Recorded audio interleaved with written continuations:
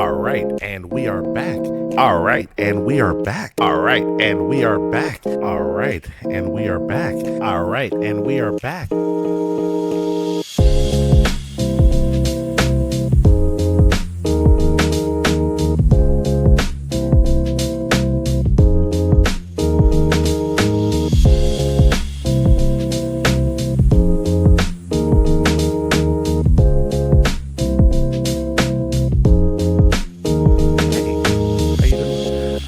Welcome.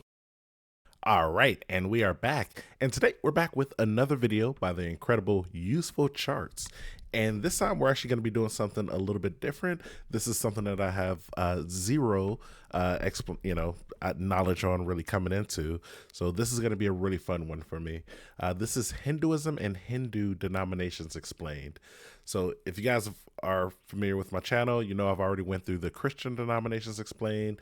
I did the video on the Judaism and Jewish Denominations Explained, as well as the Islamic Denominations Explained. So this is, a little bit out of that wheelhouse. We're stepping out of the, those like kind of similar religions as far as like Abrahamic religions. So now we're getting out of that. So this will be a fun one, guys. If you're not familiar with Usefulcharts, make sure you go to his channel, like his videos, comment down below, tell him that I sent you because it'll be fun, and then subscribe. Let him know. Tell him like, hey, yeah, I was watching this guy. He's really cool, and he told me to go to you, and now I'm there. And then put my name in the channel, and then be like, hey, you should subscribe to him, and maybe he will, and that will be cool. So, guys, also, if you haven't already, make sure you like, comment, and subscribe to this channel as well, because, guys, I don't know if you know this, but like, if you don't, YouTube will come through that door right there. And they will. Hinduism and Hindu Denominations Explained. Hi, this is Matt Baker. So far on this channel, we've done videos about Christian denominations, Jewish denominations, and Muslim denominations. I remember that. Well, today we're going to branch out beyond the Abrahamic religions and take a look at Hindu denominations. Yeah. Now, the first thing I want to do is remind you that I'm using the word denomination very loosely in these videos. You see, the word denomination really only works within a Christian context. So you have to understand that when I use it to talk about a non-Christian religion, like Judaism, Islam, or Hinduism, the analogy is not perfect. So basically, whenever I say denomination, know that I simply mean a branch or subgroup within a larger religion. Okay. Now, when it comes to Hinduism... You know what, guys? I feel like, you're part of my audience here. I feel like you guys already understood that, but I'm glad he did the clarification. I was already taking it that way. I'm sure most of you were, but if you're one of those people out there who are like, oh, man, wait, they have denominations too? Well, guess what? It's not the exact same as like with the Christian denomination. So, let's hear him out here, guys. Let's hear what he got to say. Stop pausing the video and get to the video, okay? Even the word religion itself is problematic because it can definitely be argued that Hinduism is not actually a single religion, but rather a cluster of religions grouped together simply because of their connection to India. In fact, Hindus themselves don't refer to Hinduism as a religion.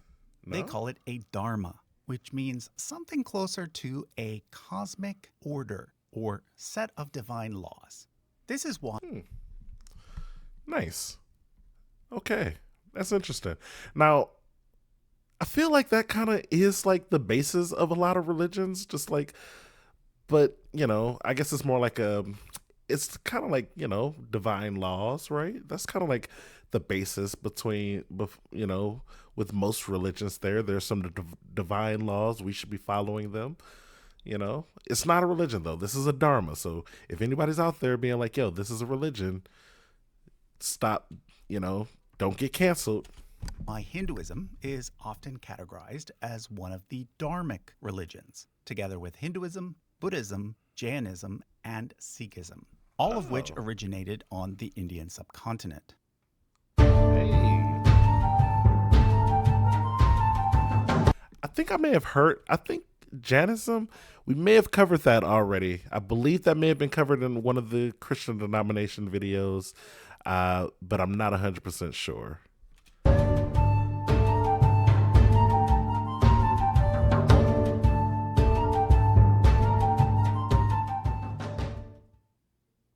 Now, the one thing, and this is often the only thing, that most non-Hindus know about Hinduism is that it has a lot of gods. So another thing I want to clear up from the start is that this does not necessarily mean that all Hindus are polytheists, meaning people who worship many gods. In fact, a lot of Hindus are actually monotheists, meaning that they believe that all gods are aspects of one god. Oh. Others are something closer to henotheists, meaning that they have one god that they worship as a supreme god, but they also acknowledge the existence of lesser gods.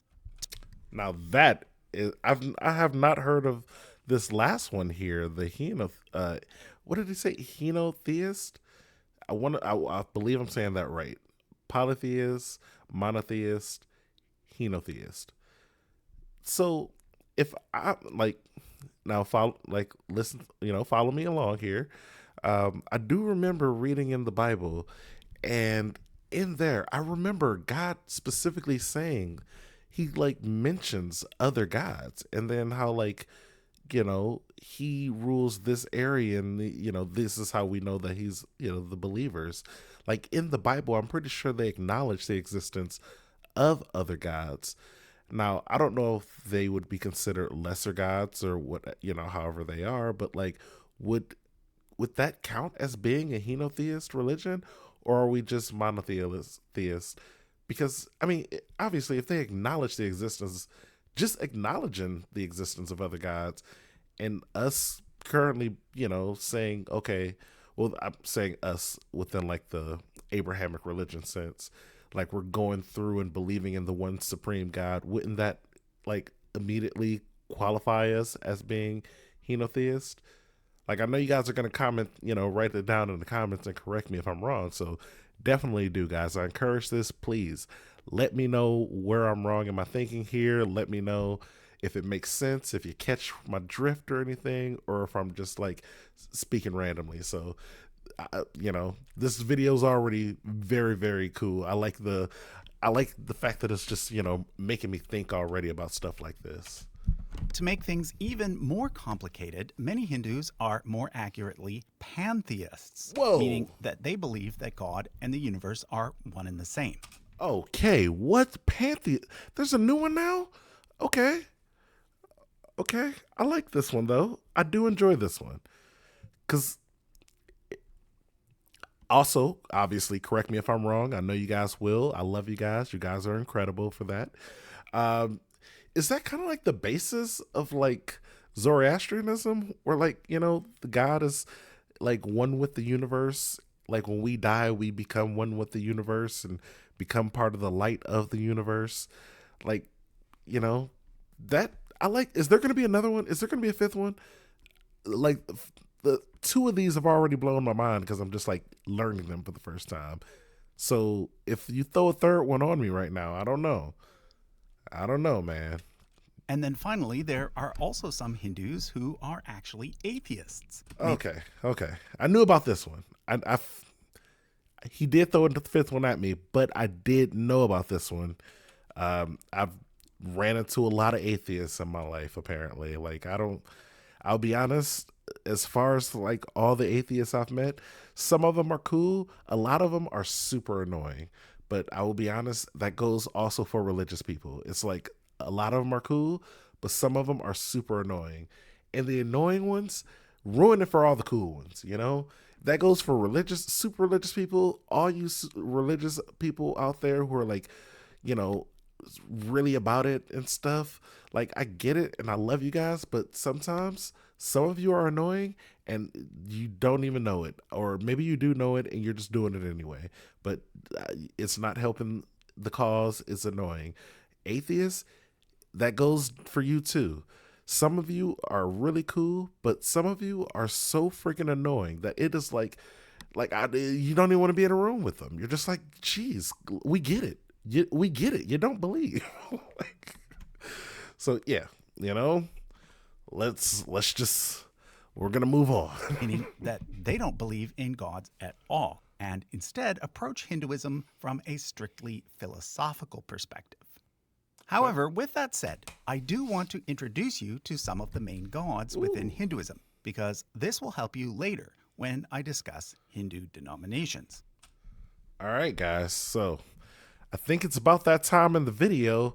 And normally, this is going to be a little bit different because I'm not judging, I'm literally going to be looking at these symbols, what these are here, these gods, and I'm just giving a slight ranking on which ones I think look the coolest.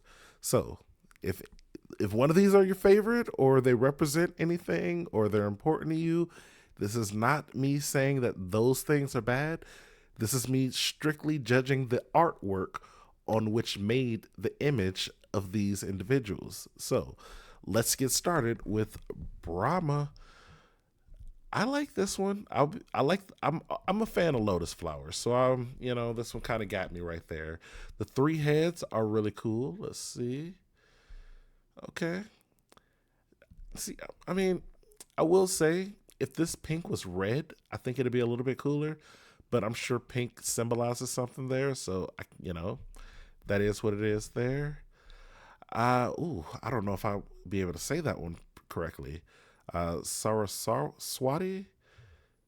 I mean, I do like the little dove here and like how it makes it seem like she's super peaceful. Like this one seems like super chill. Like if you're gonna hang out with one of them, I feel like this may be the one that you would choose off rip. This guy, Vishnu, I feel like I've heard of him before, but he seems pretty cool. I'll be honest, like I like the kind of get up he's got here going on. Nice little color scheme. Lashima. Okay. She got pet elephants and stuff. I like that. Another lotus flower chick, A lot of lotus flower people. That must be important. So, hey. See, I like her lotus flower a little bit more. You see it's a little bit darker in there. So, he should have if he would have hooked up with her lotus flower right there, I think this one would have came off a little bit better if it was a little bit more dark coloring on there. Shiva. Like, I'm sorry if you're not a fan of Shiva's artwork here, but like it's the best. It's clearly the best one. It's cool. Like the god himself looks super cool in it. You know, got a weapon on him. The sun in the background, space, stars. That's just cool stuff right there. I'm sorry. Um, Parvati. Okay. I'm probably butchering these names, by the way. This looks pretty cool as well. I like this one. This one seems pretty chill, but also like I'm in charge, but I'm chill. Like I'm the king of something locally, but I'm super chill about it. Like I'm not gonna be like, oh yeah, don't be over here. You can't show up in the temple. Like, no, you can be here. You're cool. Uh, ooh, Durga, Durga. This one just looks intimidating. I'll say that. This one is a lot. It's got multiple weapons. It's actively hurting somebody, I believe. There's a lion biting somebody's arm. This guy looks pretty afraid. I would say this is my second favorite one right here. Like this one looks pretty cool. Like it's very intimidating. Like it's super intimidating. Like if I had a statue like this, I feel like people would be afraid. Like I would probably get the real swords on it too, like real weapons. So people would be afraid to touch it. And then you got to have the pet lion statue as well because it really don't pop off without both of them there. These other ones down here, Krishna. Krishna seems pretty cool, pretty chill. Got the little flute and everything. Could be doing more, I guess. I don't really know nothing about you based off the flute. Maybe you know, maybe you just like flutes. I don't know. Rama. Rama looks pretty cool. I like the, I don't know. I'm a fan of weaponry. So once you bring in having a weapon in there, you're immediately bumped up in the coolness factor for me. So the top three, Shiva to number one, Durga number two. Actually, I'm going with Brahma as number three. Like something about this just comes off as like super in charge. He's also got the sun. He's got three heads. Like nobody else got three heads over here. Like catch up, please. It is often said that modern Hinduism has three main gods. These are Brahma, Vishnu, and Shiva, often labeled as the creator, the preserver, and the destroyer, although not all Hindus view them this way. Sometimes these three gods are even referred to as the Hindu Trinity, although the more appropriate word is the Trimurti. Brahma should not be confused with Brahman. Brahman, with the N on the end, refers to the concept of an ultimate reality, which is equated with the totality of the universe. Okay. In contrast, Brahma is a distinct god, in fact, a male god, who is credited with having created the physical world and with being the father of many other gods. Strangely, though, Brahma is not a god who is regularly worshipped in India today. And in fact, there are very few temples that are dedicated to him specifically. I feel like that's a surprise. Like, I feel like you'd want to celebrate the creator, right? Like, number one guy, like, created the universe and everyone in it, created the other gods, I'm assuming. Like, the way he's like structured this makes it seem like they're more on an equal playing field. So maybe he didn't directly create the other gods, or maybe he did and he's just a really cool guy about it. Like, oh yeah, I'm not like above you or anything. We're all equal. So this is interesting. I'm liking this one. The easiest way to recognize him, guys, let's celebrate Brahma a little bit more. He seems like a pretty cool person, or a pretty cool god. He's over here creating the universe. Let's not like throw him down like he didn't do anything over here. Is that he is usually depicted as having four heads. Oh, Vishnu and see, I thought he had three. He's got four heads. Okay, he's up there for me. I like that. Shiva are much more popular. Vishnu is usually depicted with multiple arms, a blue complexion, and one hand holding a shell. You'll also usually see him sitting on a giant multi-headed snake. And note that I said him. Vishnu, like all three of these main gods, is male. He's also well known for having been incarnated many times on Earth, his two most popular incarnations being Krishna and Rama. Shiva can be distinguished from Vishnu because he has a more wild appearance, matted hair, and clothes made from animal skin. Also, he's almost always carrying a trident. Now, each of the three main Hindu gods also has a female consort, or wife. Saraswati pairs with Brahma, Lakshmi pairs with Vishnu, and Parvati pairs with Shiva.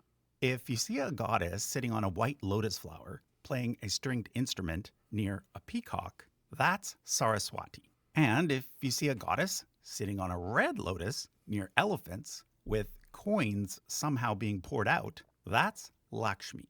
Otherwise, it's probably Parvati, or one of Parvati's many alternative forms, such as... Whoa. So guys, if you're out there and you see, the white lotus flower, she's playing an instrument and there's a peacock behind her, we know who that is. That's Saraswati. Now, if we see that she's on a red lotus flower and there's two elephants behind her and magically there's like coins coming out of her hand, that's Lakshmi. Lakshima? We know who that is. That those are two different people, and if neither one of those are happening, but also you're like in a kingdom and like a palace, and like there's a big throne there, that's Parvati. I know how often this happens for people, and they always get them confused. So I don't want you guys to fall for that. You're my audience. I like you guys. As Durga or Kali. Another popular god in Hinduism is Ganesh. He's easily recognizable because he's the one with the elephant head. I have seen him before. I like him. All right, guys. So we've got a couple of more here. So between these two, I will say you already know kind of my logic on this one. This one's gonna get ranked a little bit higher. This one looks super freaking cool. Like you rarely see some things, religious things that look this cool. Um, yeah, I like that one. I enjoy this one here. Like I want to know the story behind this right here. I want to hear like the whole, like what did this guy do? Who is this guy? He shouldn't have done what he did apparently, but like there's more like this. They're holding heads on their side. Like what's going on here? All these swords have blood on them. They're all like this isn't like I do things like no, I'm currently doing the things that you're afraid of me for. Like I like this one. This guy seems cool though. Like he seems cool. Like I would hang out with this guy. He's on a yellow lotus flower. He's got the elephant head.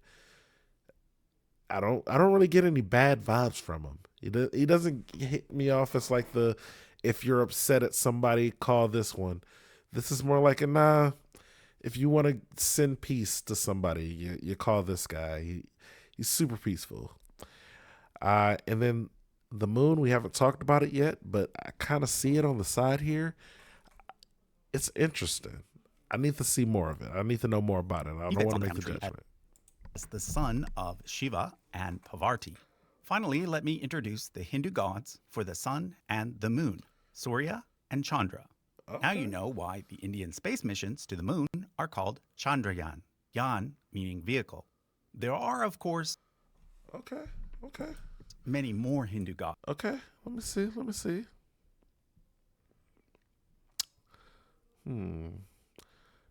What do you guys more of a Surya or a Chandra? I'm gonna be honest, guys. I'm feeling the Surya a little bit more. The sun, this one is depicted.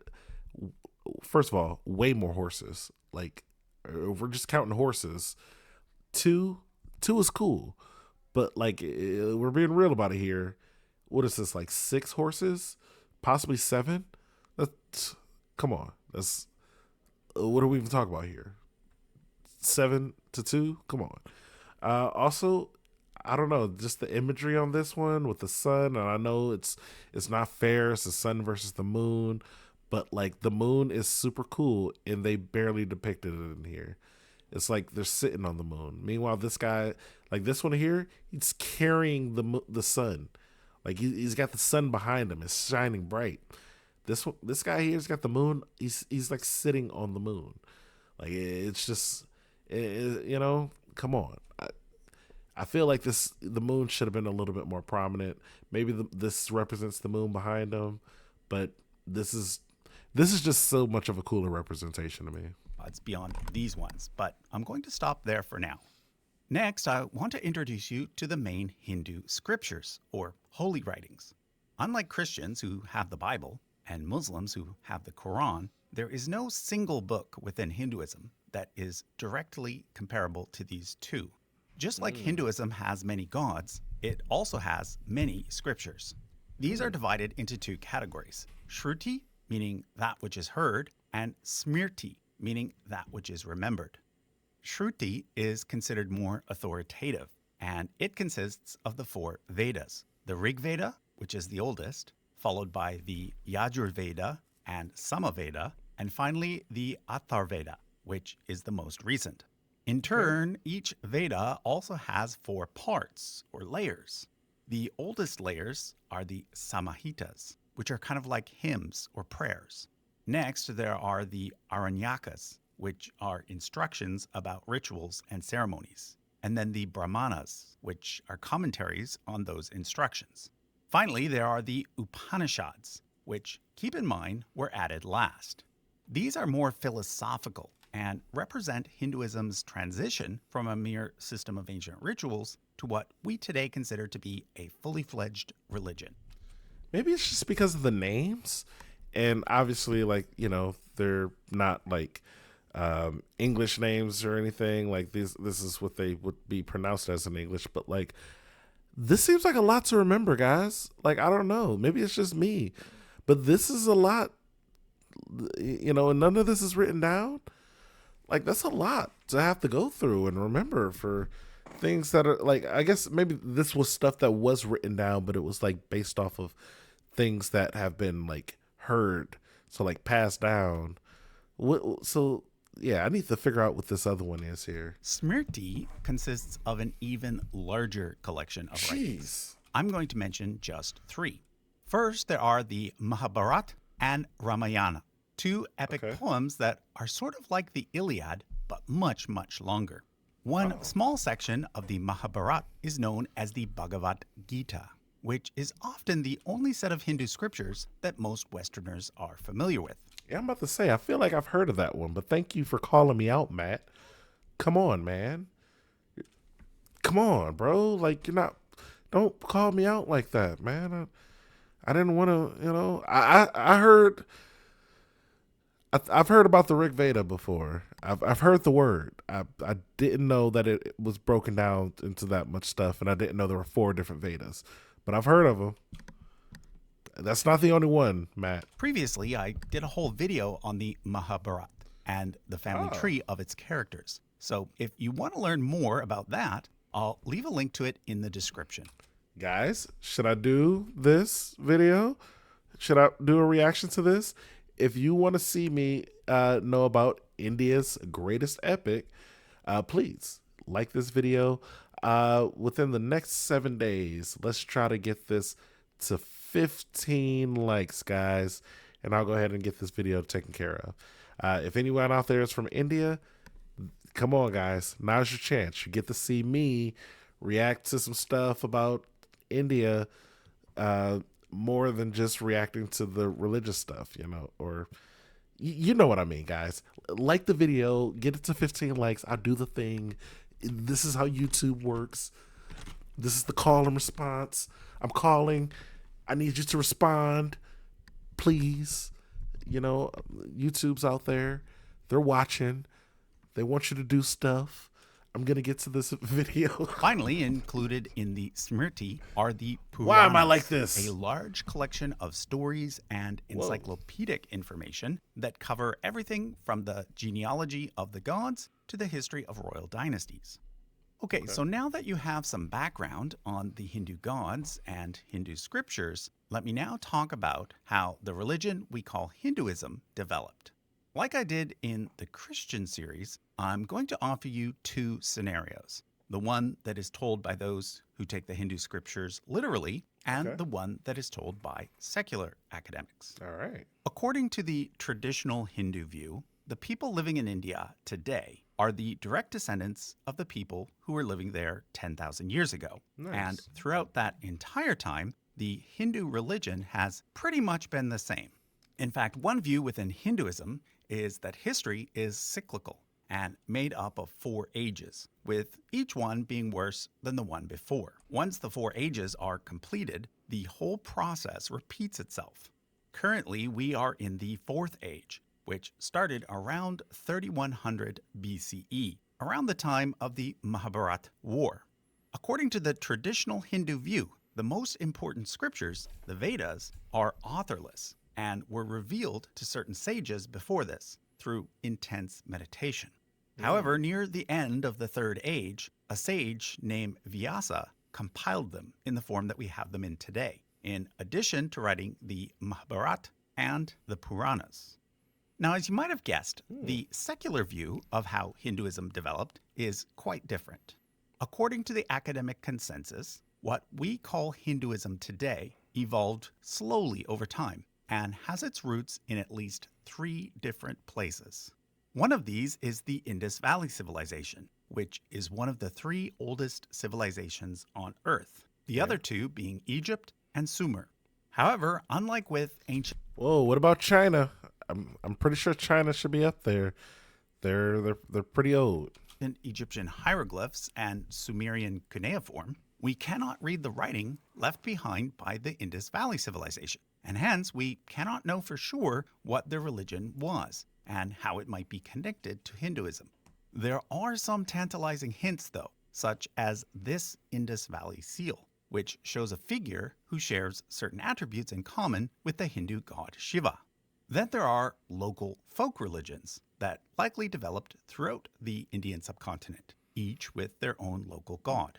To this day, there are rural villages in India that still follow a kind of folk Hinduism that combines certain Hindu practices with the worship of a local god who actually predates Hinduism. Wow. Hey, that's you might, I don't know, you might want to start following that guy. Like, I feel like that religion might, it's the oldest. If we're just going by age, I don't know. It seems to be preserving pretty well for its age. So we may want to get that bigger. I don't know. Finally, there's Proto-Indo-European religion, the same religion that gave birth to the pantheon of gods worshipped by the Greeks, Romans, and Germanic tribes. Wow. For example, the main gods worshipped by the Proto-Indo-Europeans include a sky father named Deus, a young goddess of the dawn named Hausos, and a set of twins associated with horses.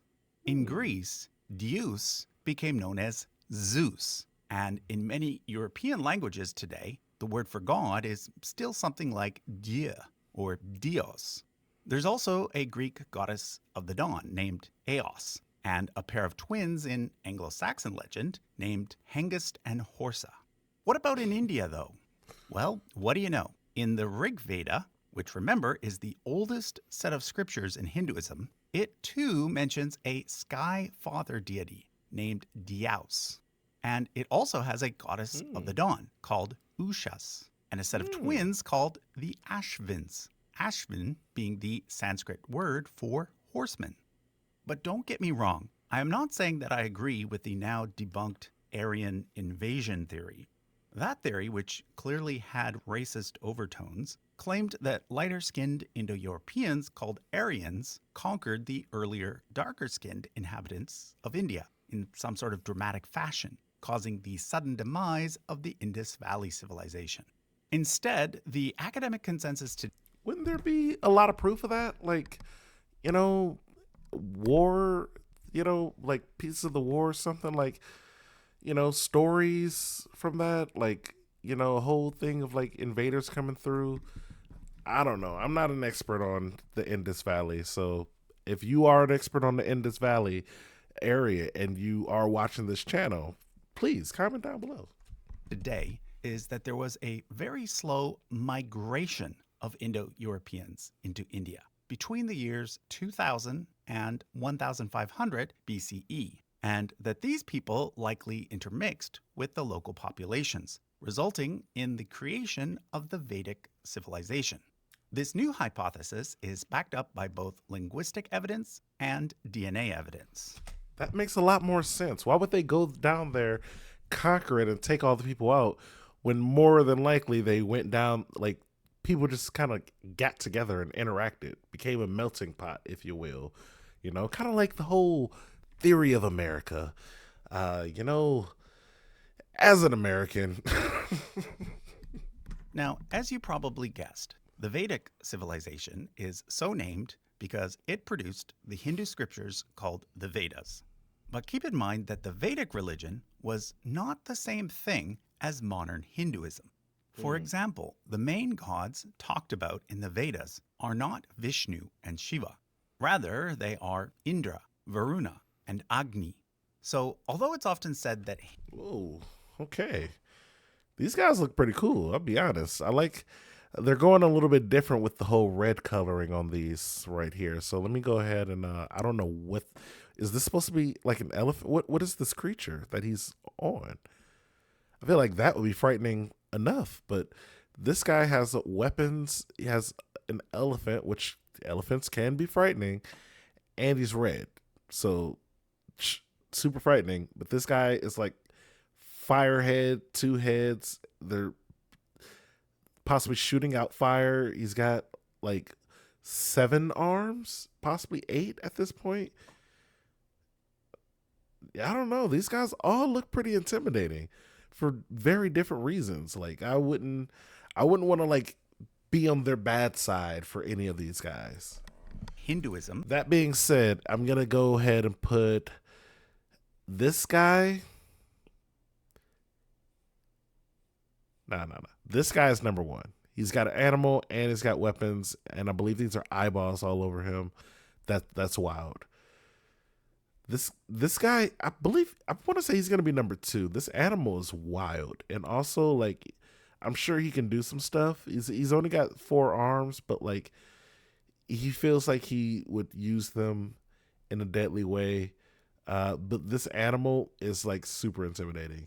This guy is a number 3, but it's like 2A or 2B really. Like if you would have like number 2A and then number 2B is like this guy, because this also looks intimidating, but this animal looks frightening, and he has a frightening animal plus weapons. So it's like, you see how that, how the power scale goes.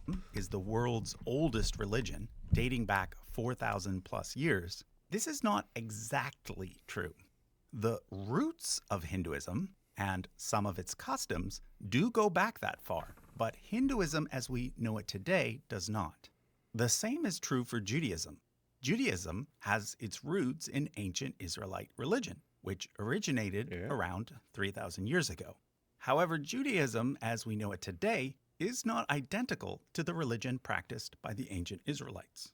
It developed mostly between the years 600 BCE and 200 CE. So my point is, dating religions is not as simple as you might think, because religions change over time, and this is certainly true of Hinduism. The Vedic religion eventually evolved into Brahmanism, by which point the priestly caste known as the Brahmins was firmly established. But Brahmanism was by no means the only religion in India at this point. It was mainly practiced in the kingdom of Kuru. Further east, the Shramana movement was taking hold. Shramana meaning seeker. Shramanas rejected the authority of the Vedas, as well as the Brahmins, and instead promoted rigid self-discipline and the rejection of worldly pleasures. It was out of the Shramana movement that the religions of Buddhism and Jainism developed. However, it also had a big impact on the development of Hinduism, leading to what's been called the Hindu synthesis, which occurred over the period from around 500 BCE and 500 CE, which is when many religious ideas and customs came together to form what we know as Hinduism today. It was during this period that the Mahabharata, Ramayana, and Puranas were written, and it was after this period that Indian religious views could now be divided into clear categories called Astika and Nastika. Astika schools of thought are considered orthodox by Hindus because they all accept the authority of the Vedas. The 6 Astika, or schools of Hinduism, are Jnana, Vaisheshika, Samkhya, Yoga, Mimamsa, and Vedanta. However, keep in mind that these are not denominations. I would never be able to pronounce this properly. Shout outs to Matt Baker. You actually pronounced these perfectly, man. You're doing the thing, bro. Like, I appreciate that. You also didn't giggle when you said Nanya. Like, bro, for me, I don't know. You're incredible, bro. They are more like philosophies that people within different Hindu denominations can follow. In contrast to the Astika schools, the Nastika schools reject the Vedas and are therefore considered heterodox by Hindus. These include the religions of Buddhism and Jainism, but also several lesser-known schools of thought. Now, if you're a Westerner, out of the 6... Okay, guys. Here we go. Hinduism, Buddhism, Jainism.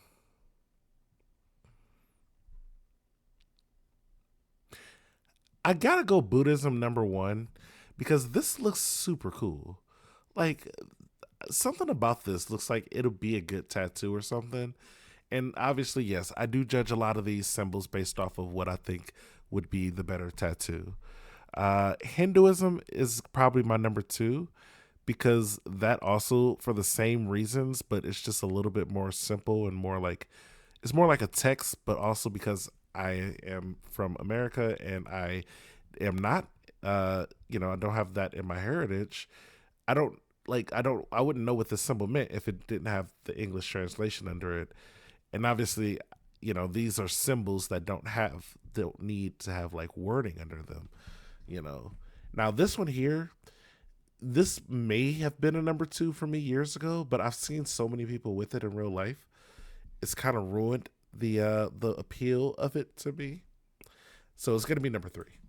Astika. There's probably one that you recognize: yoga. Well, the first thing you need to know about yoga is that it is not simply a series of exercises, which is what most Westerners think yoga is. Yeah. Yoga is actually a complete system of philosophy. And in fact, it's one of the more popular systems of Hindu philosophy. As you probably know, most Hindus believe in reincarnation and that we are stuck in a seemingly endless cycle of birth, death, and rebirth. I've heard. The goal of Hinduism is therefore to achieve moksha, which is the release from the cycle. Well, yoga posits that there are actually 4 different religious paths that a person can follow to achieve moksha. Okay. The first is karma yoga, which basically involves working hard, doing good, and serving others. That's a good Then one. there's bhakti yoga, which involves showing love and devotion towards a particular god. Okay. Finally, there's jnana yoga, which involves pursuing knowledge, and raja yoga, which involves meditation. But again, these 4 paths do not represent 4 different denominations. Hindus from various denominations may follow one or more of these paths. I feel like following all 4 of those paths may be also a good option if you are fully devoting yourself into Hinduism and, the yoga philosophy. Like, those all 4 sound like some pretty good things to do. Maybe if you don't want to devote yourself into one god, specifically, maybe you could just do the 3 of those. But at least, I would say, try to practice at least 2 to 3 of those. It just feels like if you're just like not seeking knowledge, but also you're like trying to work hard, like you're probably gonna end up seeking knowledge if you're working hard. Like some of those feel like they're gonna go within each other. If you're really seeking knowledge, maybe you may do some more deep meditations with it to like help your brain out. So like I don't know, it just feels like you could easily get through all 4 if you're practicing this. If there's anything akin to denominations within Hinduism, we could place them under bhakti yoga, because the most common way that Hindus can be divided into various subgroups is by which god or gods they are particularly devoted to. This is why it is often said that Hinduism has 4 main denominations: Vaishnavism, Shaivism, Shaktism, and Smartism. Let's look at Vaishnavism first, because it's the largest denomination, representing around 70% of all Hindus. Vaishnavists worship the god Vishnu as the supreme deity.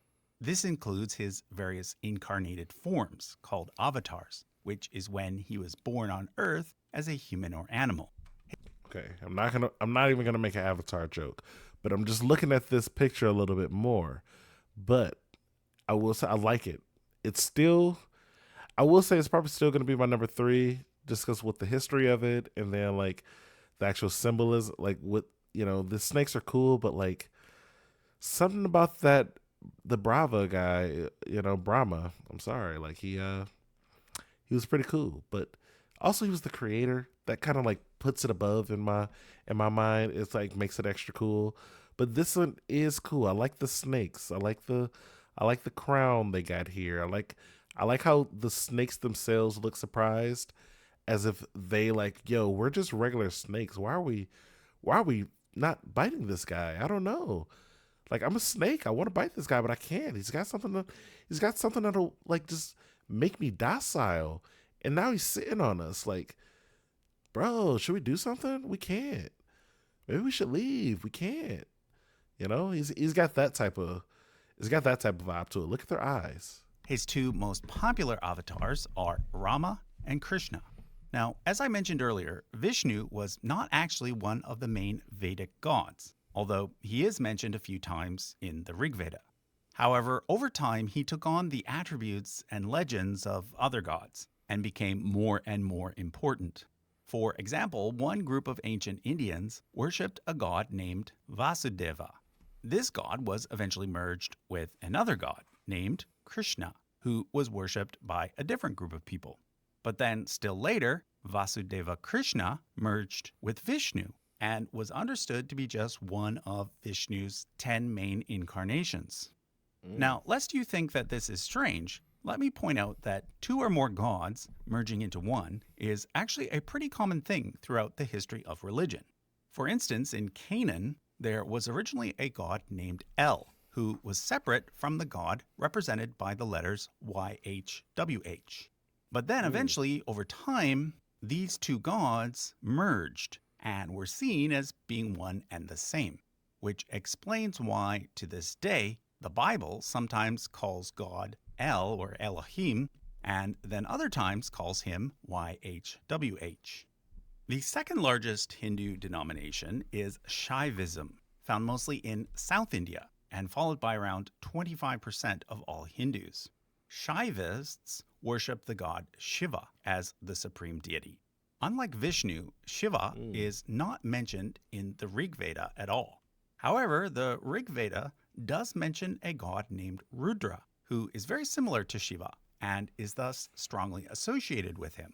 Another thing that makes Shaivism different from Vaishnavism is that Shiva is often worshipped in a non-human form, being displayed in many temples as a simple stone called a lingam. Many people assume that the lingam is supposed to represent a male phallus, but this is actually not true. It's simply meant to communicate the idea that Shiva has no real form. The remaining 5% of Hindus follow either Shaktism or Smartism. Shaktism is closely related to Shaivism, but whereas Shaivists worship the supreme deity in the form of the male god Shiva, Shaktists worship the supreme deity in the form of the female goddess Shakti, which is another name for Parvati, Shiva's wife. Like I mentioned earlier, this supreme goddess takes many forms. Sometimes she's the sweet and loving Parvati, but other times she's the warrior goddess Durga, or even the scary-looking Kali. Finally, there's the Hindu I'll be honest, she might be my favorite personally. Like, as far as the drawings go, she's not my favorite, like, the way she was illustrated. But hearing the three sides of her, yeah, she's kind of cool. I'll be honest. I will be honest. I like her. Denomination known as Smartism, in which 5 gods are worshipped equally: Ganesh, Shiva, Shakti, Vishnu, and Surya. Note that the word Smartism is based on the word Smriti, which we came across earlier, and which refers to the body of Hindu scriptures that came after the Vedas. Now, as a whole, Hinduism is the world's 3rd largest religion, with around 1.1 billion followers. Hey, shout outs to Hinduism out there. If you are Hindu, shout outs to you. However, unlike the other 2 big religions, Christianity and Islam, Hinduism is mostly limited to just one area of the world, South Asia. And whenever you do find Hinduism being practiced outside of South Asia, it's almost always among people of South Asian descent. The one exception to this is the many neo-Hindu movements that have sprung up in Western countries since the middle of the 20th century. Most of these are founded by individual gurus or teachers, many of whom were or are quite controversial. It would take a whole other video to go through all of them, so let me just point out 2. The first is Bhaktivedanta Swami Prabhupada.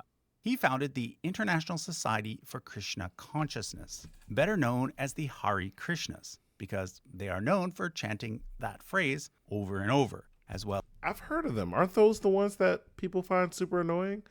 Like they be at airports and stuff? So I don't know. Maybe I'm wrong. Correct me if I'm wrong, guys. But also, once again, shout outs to Matt for pronouncing this name. As Hare Rama. The word Hare is another name for Vishnu, And as we learned earlier, both Krishna and Rama are avatars of Vishnu. So it won't surprise you when I tell you that Hare Krishnas follow a type of Vaishnavism. However, their type of Vaishnavism traces its roots back to Gaudiya Vaishnavism, which started around the year 1500 and which focuses on Krishna as the supreme deity. Swami Prabhupada was himself a controversial figure, known for making racist, anti-Semitic, sexist, and classist comments. Whoa, where did that come from? What? I thought you were a happy-go-lucky guy. What's going on here, bro? And the controversies continued after his death, with ISKCON leaders eventually admitting that physical and sexual abuse was taking place within their organization. They have since taken steps to rebuild their reputation and you better hopefully better protect children. The other guru I want to mention is Maharishi Mahesh Yogi, who many people know of simply because of his association with the Beatles. More importantly, though, he's the founder of Transcendental Meditation Movement. Although marketed as a non-religious method, it has its roots in meditation techniques that have been practiced within Hinduism for centuries. Okay, so that was a look at Hinduism, as well as the main Hindu denominations. If you haven't yet seen our videos on Christian, Jewish, and Muslim denominations, I'll leave a link to those in the description. Thanks for watching. Hey. Guys, another incredible video by Usefulcharts. Yeah, that one was interesting. I do really want to know more about like those religious, the guys who kind of started the neo Hinduism movement. So if anyone in the comments wants to write that down and give me a little explanation on those guys. I may try to look them up, but also, guys, I have things that I need get done. I'm doing a reaction to The Crow. I'm editing that right now. But this was a Matt Baker drop. Usefulcharts is dropping stuff. I got to make sure to get that because I love Usefulcharts, guys.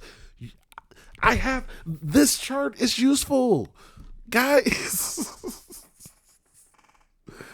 Ah, man, yeah, great video. I really do enjoy Matt Baker, and I really like how it makes me it brings me into that mindset of just really thinking critically about something, like the whole religion thing, spirituality. I like being in that mindset. So this is a great video. Hopefully this will be out very soon. So guys, if you're watching this 3 months from now and it's a new video, I'm sorry. If you're watching this, on a Tuesday, but it just came out Monday. Again, I'm sorry. I wanted to get this out on a Sunday if I could.